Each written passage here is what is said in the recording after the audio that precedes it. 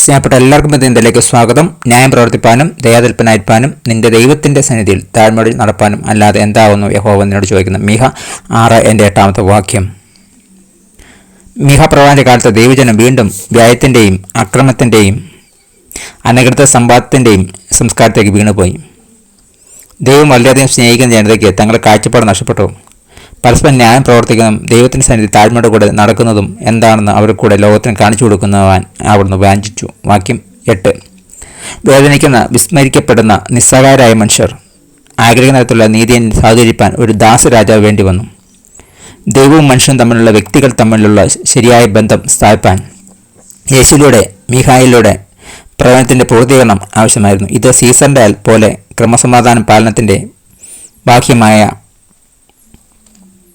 ഇടപെടലായിരുന്നു. ഇത് സീസറിനെ പോലെ ക്രമസമാധാന പാലനത്തിൻ്റെ ബാഹ്യമായ നടപ്പിലൂടെ മറിച്ച് നമ്മുടെ ദാസ് രാജാവായ യേശുവിൻ്റെ കരുണയുടെ നന്മയുടെയും ആത്മാവിൻ്റെ സ്വാതന്ത്ര്യത്തിലാണ് സംഭവിക്കുന്നത്. ന്യായം പ്രവർത്തിക്കുന്നതിനും ദൈവകൽപ്പനായിരിക്കാനും ദൈവസന്നിധിയിൽ താഴ്മയോടെ നടക്കുന്നത് നിങ്ങളെ സംബന്ധിച്ച് എന്താണ്? യേശുവിൻ്റെ ജീവിതത്തിൽ ഇത് എങ്ങനെയാണ് പ്രാവർത്തികമാക്കിയത് നിങ്ങൾ കാണുന്നത്?